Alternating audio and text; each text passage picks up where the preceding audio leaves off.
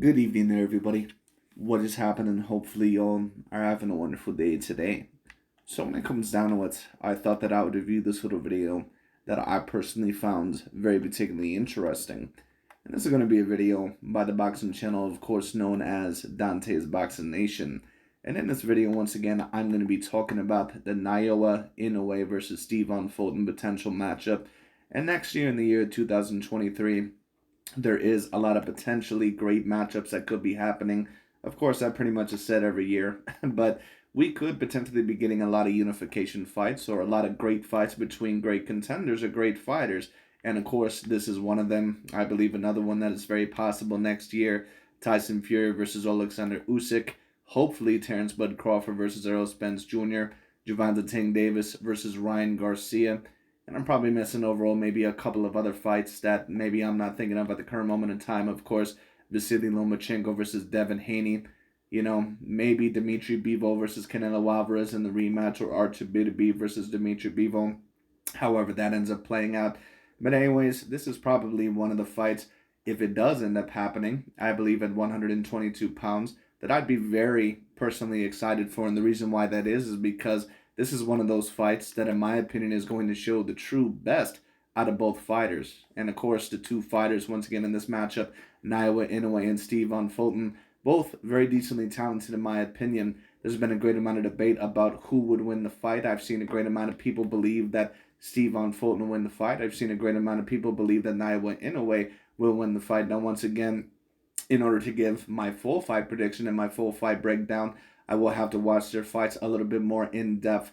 But I am going to break down, excuse me, at least in my opinion in this video, about what both fighters are going to have to do, at least about the little that I know about both fighters in this video. I'm going to be talking about, in my view, what both fighters are going to need to do in order to potentially win the fight, what Naoya Inoue is going to need to do, and what Stephen Fulton, in my opinion, is going to have to do.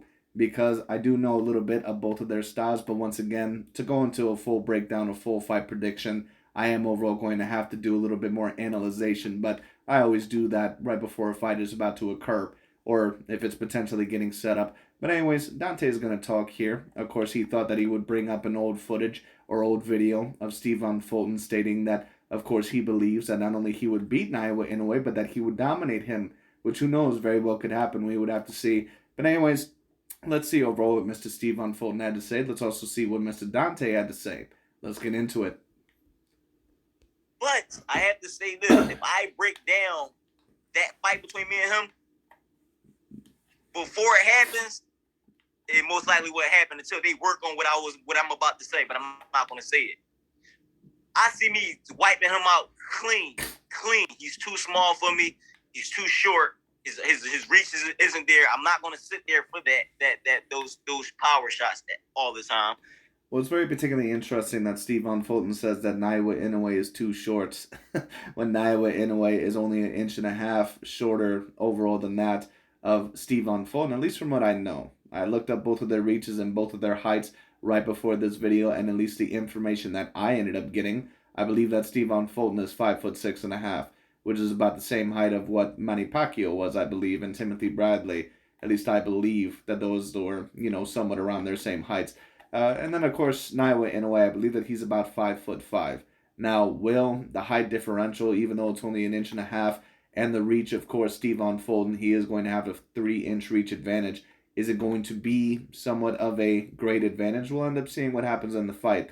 But what Naoya Inoue, excuse me, what Naoya Inoue, in my view, is going to have to do in this fight is that he can't try to outbox Stephen Fulton.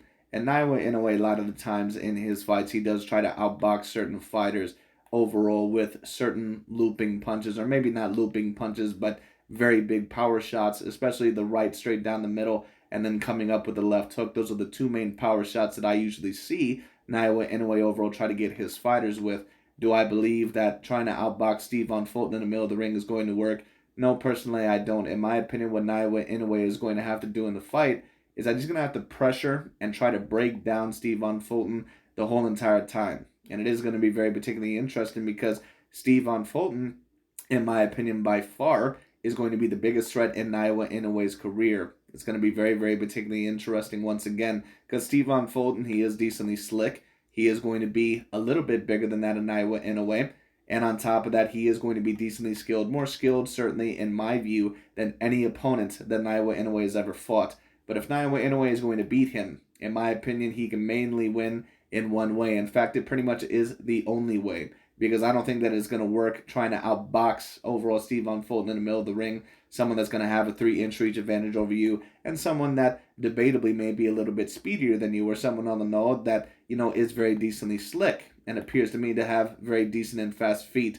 So what Naoya Inoue is going to have to do is that he's going to have to keep his guard up the whole entire time, work behind that jab, go to the body, go to the head behind that jab, and then behind it, overall, you're going to have to do a major body attack, especially in the first half of the fight.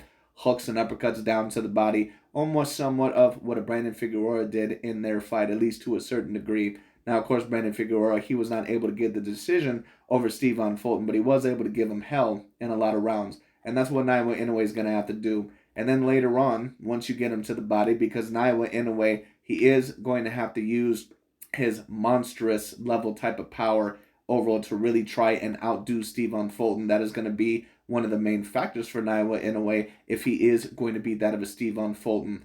Because once again, I don't see him outboxing Steven Fulton in the middle of the ring. And it's not that Naoya Inoue is not somewhat of a good boxer, but the main flaws that I mainly see from him is that sometimes, a lot of the times, his head can be a little bit too straight. And on top of that, sometimes he can be a little bit reckless when he throws shots, which in turn causes him overall to get hit. So we'll see overall what ends up happening. But like I said, Naoya Inoue, he's going to have to keep his guard up the whole entire time. And on top of that, he's going to have to be very, very alert. He's really going to have to pressure Steven Fulton and try to break him down incrementally throughout the whole entire fight. So it'll be very interesting. It's just a lot that I can analyze off of him. He's good. Don't get me wrong. I'm not discrediting him, taking anything away from him. I took my hat off. But he's not better than me. I believe the same thing that happens in Erie will happen to him. Dante's Boxing Nation, what's going on, guys? So that was an interview that Steven Fulton did with Brian Custer a year ago, talking about a potential fight with him and Naoya Inoue.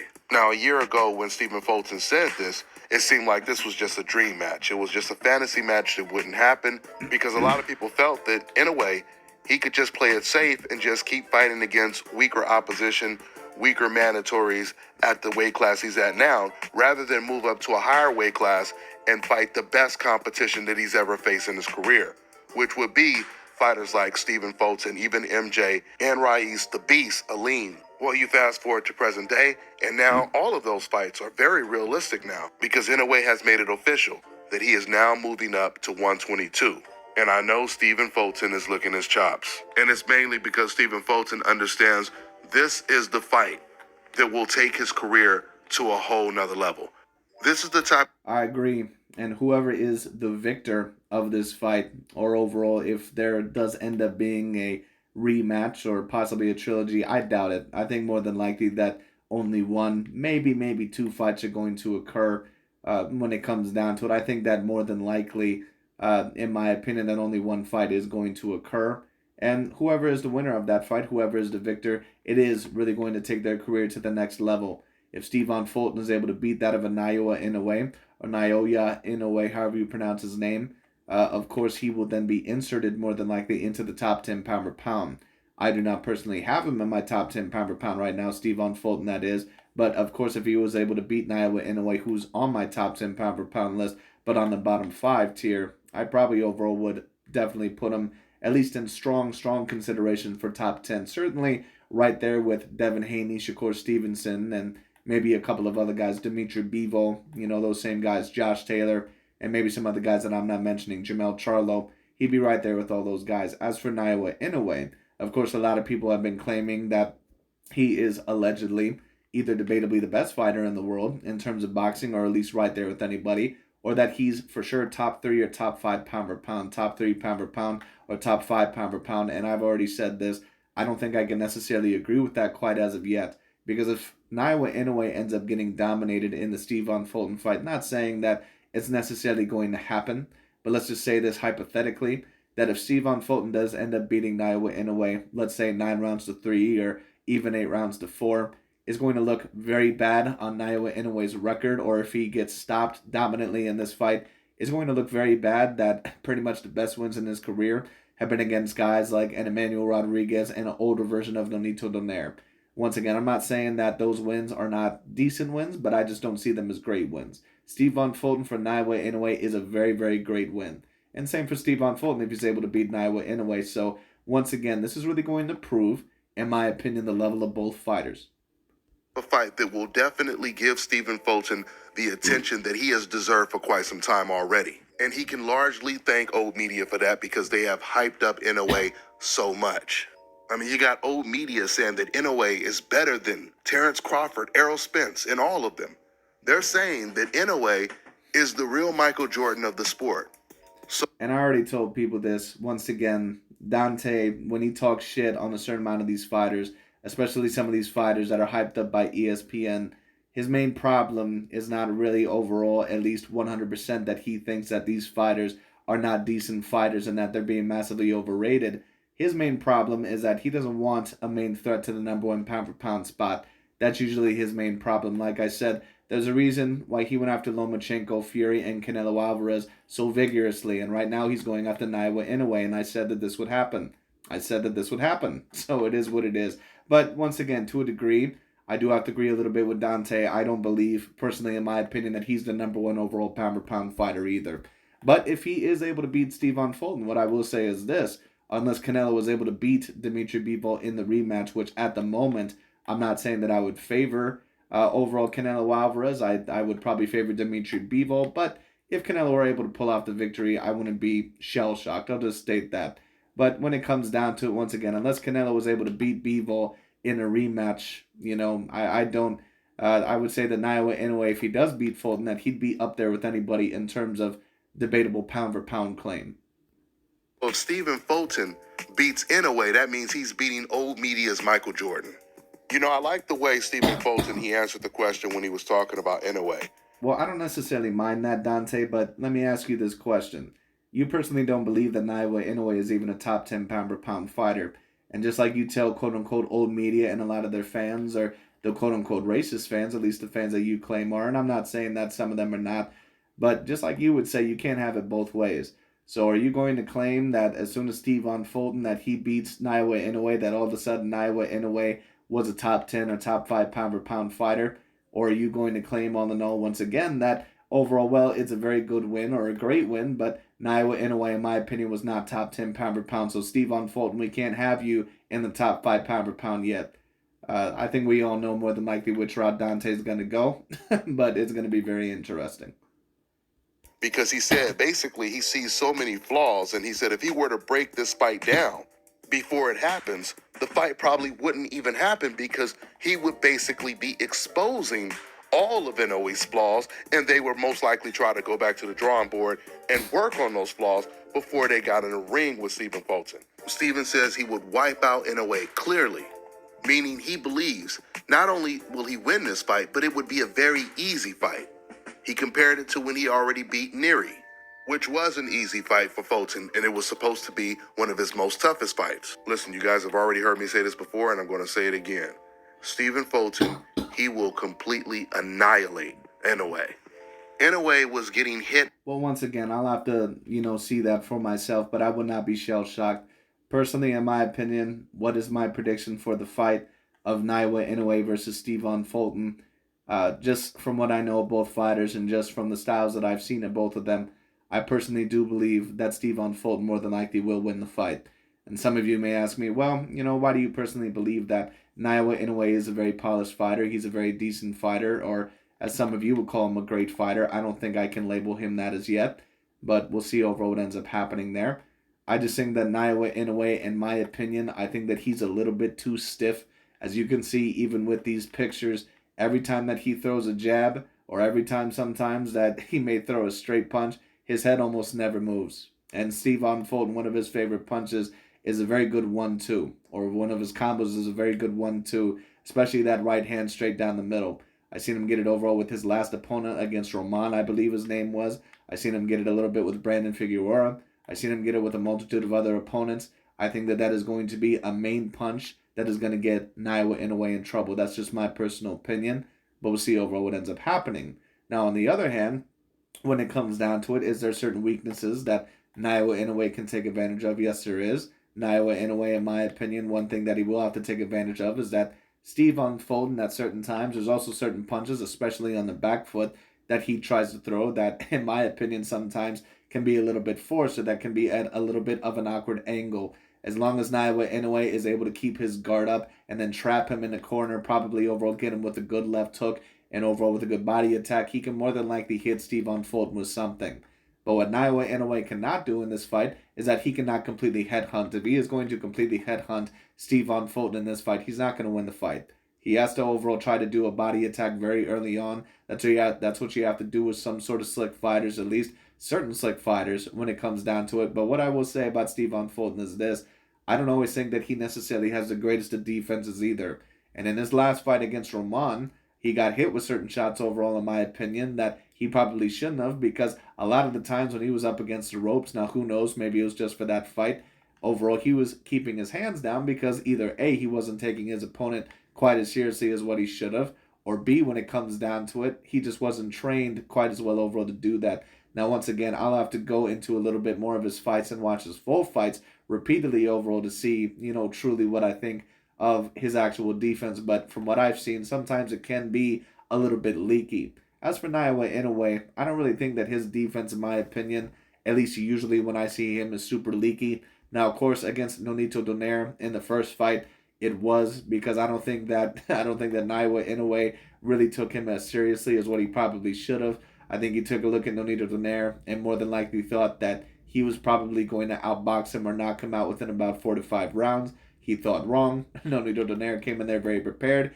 and he gave him a very, very tough fight. I believe even a broken orbital eye bone overall in the process. But in the rematch, of course, he was very, very dominant. And I don't remember Naoya Inoue getting hit with even one flush shot in that of the rematch. Now, of course, it only lasted for about a round and a half. But at the end of the day, Naoya Inoue mainly, his defense seems okay. The main problem that I see from Naoya Inoue is that he's very, very straight, at least at certain times, which once again can be a problem with a lot of the Asian fighters or the Oriental fighters that I've personally seen overall throughout my time, besides Manny Pacquiao, of course. At will, when he was fighting against Nonito Donaire. Any fighter that gets hit at will by Donaire, you're not going to have that much of a chance against someone like Stephen Fulton, because Donaire is not even a boxer. Donaire has never been known for his slick, technical style. He's been known for being aggressive, coming forward and banging with you. And Donaire, he was actually... I would agree with that. Nonito Donaire, in my opinion, has always been a little bit limited. Now, in my view, he's still a very decent boxer at his best, but there's a reason why Guillermo Rigondeaux was able to pretty much win every single round besides the round that he got knocked down in. He was able to embarrass Nonito Donaire to such a degree, and clearly being at a weight and size disadvantage against Nonito Donaire. I mean, that's got to be one of the most embarrassing ass whoopings that I've personally ever seen. It is what it is. Nonito Donaire's, a lot of his overall faults in that fight certainly got exploited. It just is what it is. Now, overall, will the same thing happen here with Naoya Inoue and Steve Fulton? Personally, I believe that Naoya Inoue is better than what Nonito Donaire ever was. I think that he's more of a boxer. I think that he's got all around more skills than what Nonito Donaire ever had. But once again, he still does have some faults. Once again, he's a little bit too stiff. I think that his head needs to move around a little bit more. Overall, sometimes his defense at times can be a bit leaky, but once again, I won't really say that it's super duper leaky because a lot of the times his hands are always up, at least from what I see. But another one of the weaknesses that I see with Naoya Inoue, at least overall, hopefully he doesn't do that in the fight. If he plans to make it a close fight or a competitive fight or win, he can't just headhunt in this fight. He is going to have to go to the body. In fact, he's mainly going to have to go to the body in this fight. outboxing Inoue in some of those rounds in the first fight. So I don't see Inoue beating Stephen Fulton, and I don't see him beating the Beast, Aleem, as well. Now, when it comes to the MJ... I don't really overall know a lot of these younger prospects that I keep hearing about, the Beast, Aleem, and I mean, the last overall prospect that I kept hearing about was, I believe, Rivera, the one Muhammad Ali lookalike, and then I watched him in his most recent fight, and I was completely underwhelmed by his performance. It was very clear that he was a very one-dimensional fighter. So I would need to see overall some of these prospects that some of these guys are talking about. So I would need to see it for myself. But Steven Fulton very clearly is a very decent fighter. He's clearly an A-grade fighter. So if Naoya Inoue is going to win the fight, he is going to have to really pull out a great performance. Fight, that's a little bit more of a toss-up because he has a lot in common with Inoue. They're both explosive punchers, but they both lack defense and get frustrated when they're in there with boxers. And I've already told you. Well, I don't really know how Naoya Inoue is really going to react in terms of being in there with the boxer because I haven't really seen Naoya Inoue, at least in my opinion, besides maybe Emmanuel Rodriguez, really in there with someone that I think can really trouble him in terms of his skill set, in terms of that slick style like that of a Steven Fulton. Now, of course, Emmanuel Rodriguez, he was very decent, but I don't really think I would say that he's on the level of a Steven Fulton. Steven Fulton is going to be the slightly bigger guy in this fight. He's going to be a guy that maybe might even have some power to fight back with Naoya Inoue. So it's going to be very particularly interesting. Now, just to talk a little bit about Steven Fulton here, to talk about his side of things, what do I believe that Steven Fulton is going to have to do in order to win the fight? Well, what you're mainly going to have to do, in my opinion, in order to win the fight is that you're mainly going to have to be on the back foot or try to trap Naoya Inoue overall in the boxing in the middle of the ring. That's usually what Steven Fulton is very good at. He's good at outboxing his opponents, mainly being on the back foot. He tries to overall be on the back foot, overall land certain counters, even on the back foot. But what I will warn Steven Fulton about is this. You need to keep your hands up overall. You need to cross block at times because there's certain times, once again, that I've seen him get hit overall because his hands have been down up against the rope, so he needs to be a little bit careful. He also needs to use his feet a lot in this fight to get off the ropes. You do not want to get trapped up against the ropes against Naoya Inoue. He has absolutely monstrous power. Very monstrous power. Naoya Inoue probably has one of the greatest amount of power, or the greatest amount of power that I've probably seen ever for a guy that's probably under 122 pounds. I don't think that I've ever seen a guy have his power level in those little lower weight classes. I mean, his power is absolutely monstrous. So Steven Fulton's defense is going to have to be even better over than what it is in some other fights. And at times it can be a little leaky. So he's going to have to be very careful. I think that one of the combinations that he's really going to want to throw against Naoya Inoue is the 1-2. I think that more than likely is going to work against Naoya Inoue. If I had to guess, I think that a good jab and a right cross straight down the pipe is more than likely going to work against Naoya Inoue. Of course, at times you're going to have to mix it up to the body and to the head when it comes down to it. And if Naoya Inoue gets too close, more than likely try to tie him up. Maybe overall try to wear down on him. You're the little bit of a heavier guy. You're the bigger guy. Use your reach advantage. Use your lead hand. Use your jab to your advantage. And if Naoya Inoue clearly is headhunting you, then more than likely you can trap him and try to outbox him in the middle of the ring. But of course, watch out for the good straight right hand down the pipe or the overhand right and the left hook. Those are Naoya Inoue's, at least from what I see, his favorite strikes. So it's going to be very interesting. Guys, power doesn't really mean too much if, number one, you can't land your punches, and number two, you don't have a good defense. Now, power will definitely get you somewhere if you're fighting against weaker opposition. But once you step up in competition and you're facing the elite guys, your power has to be just as impressive as your defense and your intelligence in the ring. And I think I would agree with that. But once again, what I see from Naoya Inoue, at least personally, now once again, I would have to analyze his fights a little bit more. His defense really doesn't seem to be super duper leaky, but the main problem is that, once again, a lot of the times his head doesn't move. And sometimes overall, when your head doesn't move, your defense can appear to be a little bit more leaky or not quite as efficient overall as what it probably should be, even if your hands are up. Because a lot of the times the elite boxers or the boxers that you're facing with more experience, they can overall find a way to get around the guard, especially if you're not changing levels or if your head is never moving. So once again, Naoya Inoue is going to have to change levels in this fight. He's going to have to move his head. He's going to have to keep his guard up the whole entire time. He's going to have to be very defensively responsible, and he's going to have to move a little bit better than what I've seen him personally in the past. But we'll see, or what I've seen him do personally in the past. Comes to Steven Fulton, you can check all of those boxes. Not only is he already a more intelligent boxer with better defense, a higher boxing IQ, but he's naturally at a higher weight class. Usually, boxers, slick boxers, they move up in weight and fight against a power puncher, and they can outbox him because they outthink him, like a Floyd Mayweather, for example. Floyd, he can move up 5 weight classes and fight guys 20 pounds bigger than him that are much stronger than him because he's going to beat you with his intelligence. And it's not going I would agree with that. And once again, Floyd Mayweather Jr. is one of those guys that was supremely athletically gifted. Floyd Mayweather Jr. pretty much was a natural. I mean, in terms of weight, maybe you could debate 135 pounder, but really when you combine his reach and his size, he pretty much was a natural 140 pounder. But it still overall is really impressive what he was able to do, of course. But one of the main factors that Floyd Mayweather Jr. also had in his ability, in his arsenal, is that he had a 72-inch reach, and a lot of people really don't talk about that. Floyd Mayweather Jr., when you have a 72-inch reach for a 5'8" fighter, and you're fighting some of these guys like Canelo or Miguel Cotto, even Oscar De La Hoya, yeah, they might be a little bit bigger than you, but if you have great defense and you're very fast, all in all, and on top of that, you can compete with their reach or you have a longer reach than them, that's a very decent advantage. No matter how hard you punch, because you're not going to. And of course, that's not me trying to poo-poo or downplay Floyd Mayweather Jr.'s wins by any means over Canelo or Miguel Cotto. I'm just stating that a lot of the times that is what the main big difference is between Mayweather and a lot of these other fighters. It's almost kind of like John Jones when you take a look at him in the UFC. Now Mayweather doesn't have quite the reach advantage, of course, like what a John Jones does in a lot of his fights. But mainly overall, that reach, it certainly was a very, very big advantage in Floyd Mayweather Jr.'s corner.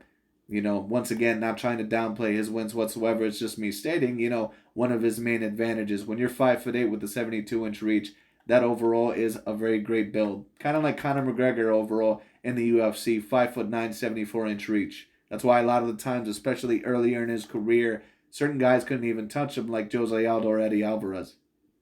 Hit him. But when it comes to Inoue, it is the complete contrary. When he moves up in weight, he's going to be getting hit a lot.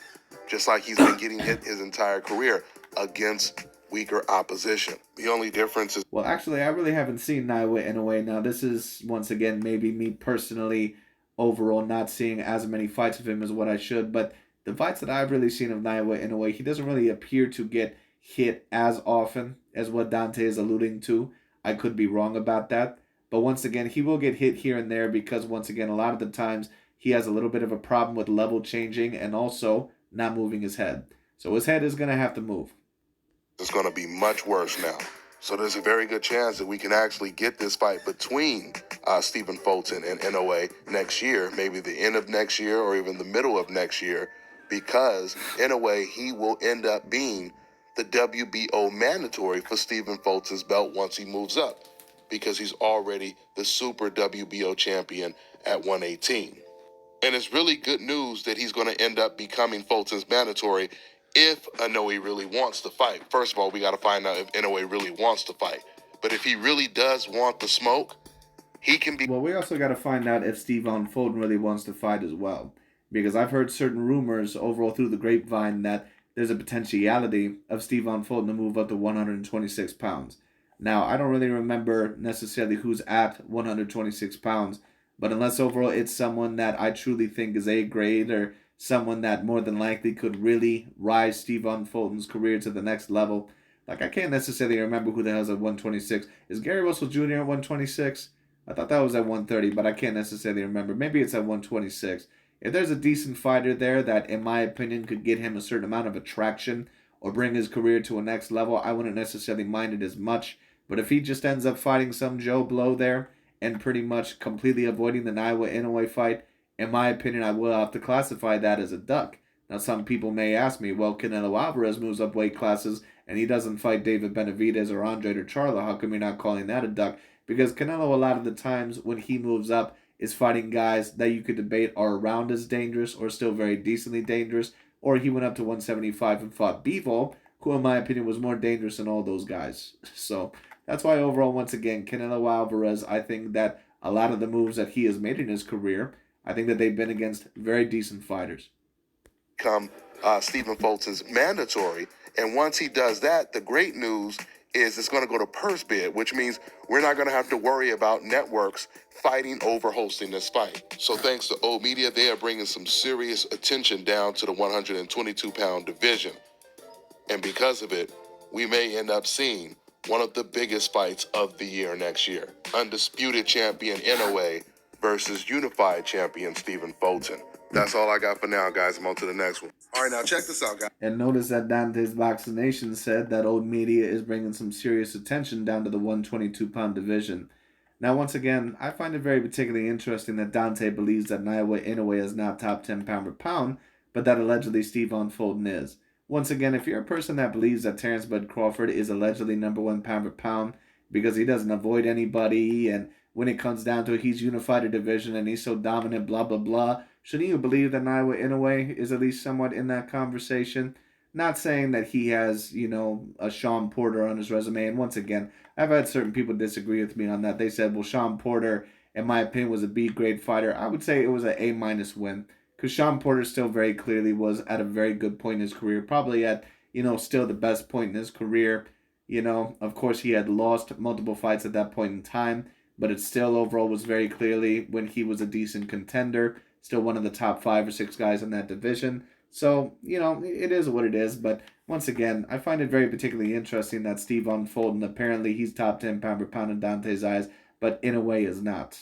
Very interesting, but, it is what it is. Anyways, overall, once again, it's going to be very interesting to see who ends up winning this fight. Who do I personally believe is going to win the fight, at least at the current moment? I'm going to go with Stephon Fulton just because I believe that the movement, overall, the head movement of Stephon Fulton and that the size is more than likely going to give Naoya Inoue a little bit of problems. And once again, maybe I'd have to watch a little bit more of Naoya Inoue, but I think that one of his weaknesses is that he may headhunt a little bit too much in this fight. Hopefully for his sake overall he doesn't do that, but we'll see what happens. He's really going to have a perfect performance in my opinion, or a very, very good amount of game plans, or the perfect game plan in order to beat Stephon Fulton. So we'll see what happens. But anyways, that's really about it. Very exciting matchup potentially between these two. We'll end up seeing what happens. But anyways, that's really about it. Thank you all so much for watching. I'll talk to you all later.